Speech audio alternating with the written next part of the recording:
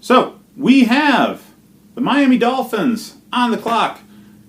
Now, we're doing mock draft simulations this week. I used, as I stated in the previous video, the Draft Network mock draft simulator. I went up against nobody. I just drafted for a single team and went up against predictive draft board for the site.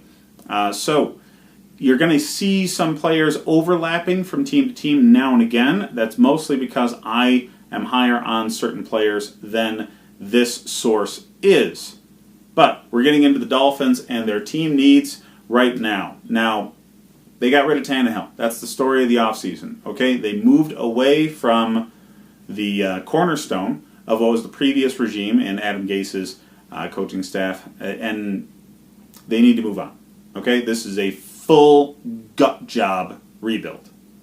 So that's what the owner wanted. That's not what Adam Gase wanted. That's why he's out of town. They got themselves a new coach from New England's regime. Now, when you're building from the model of New England, it hasn't really worked for a lot of teams. Let's put that out there first. Our man, Bill Belichick, is a hard ass. Okay?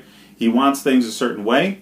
All the coaches that fall from that tree are going to end up doing the same thing. They're my way or the highway. So unless things work out quickly, they're not going to work out at all. So the first thing they need to do is address the quarterback position. Now, this isn't the best draft for quarterbacks. That's what everybody says. Yeah, that's what they said the year that our man Mahomes came out. You also had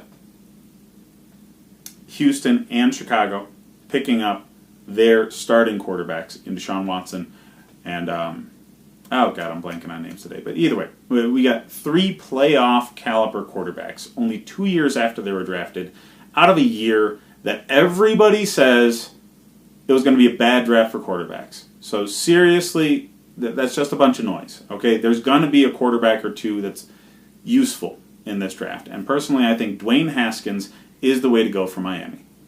He will be available at their pick. They don't even need to trade up to get him because the defensive front talent is so phenomenal in this draft that QBs are going to be pushed down the board. Now, Haskins is a more traditional pocket passer. He is athletic, though. He can move. So, don't think that you need to focus strictly on protection for Haskins, but that is going to come into play because the offensive line wasn't the greatest for Miami. Now, with this talent being mostly in the defensive front, players that are very, very talented are getting pushed down the board. It's just the nature of having depth at certain positions in the draft. So, the next pick that I have for them at number 48 is actually Dexter Lawrence, defensive tackle out of Clemson.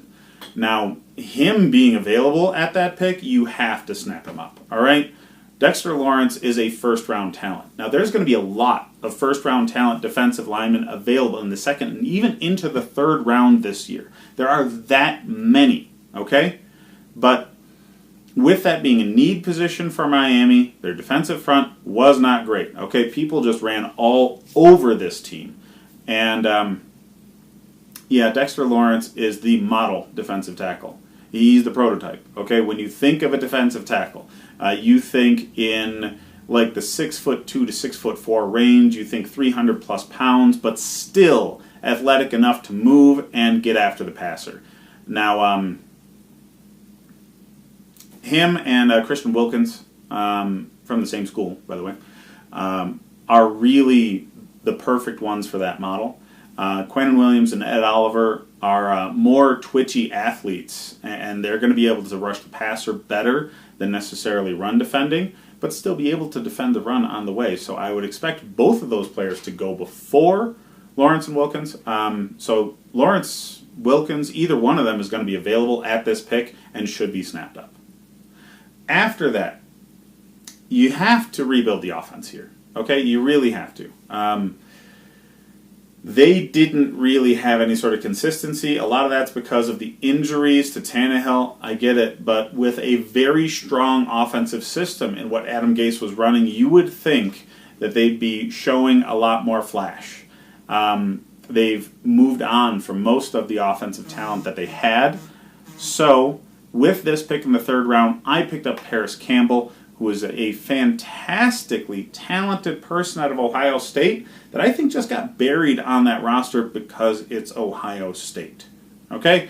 Now, that's it for the first 3 picks. We've covered a lot of ground here for Miami. There's a lot more holes to fill, but after the 3rd round, you get into talent where it's really just, hey, let's see what happens. Okay?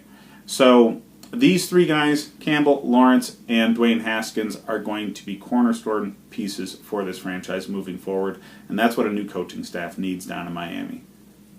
Now, I hope it doesn't happen because I'm a Bills fan, but seriously, they can rebuild their team very quickly with the defensive talent and what's available in this draft, and I hope they do, because it's good to see good competition in the division.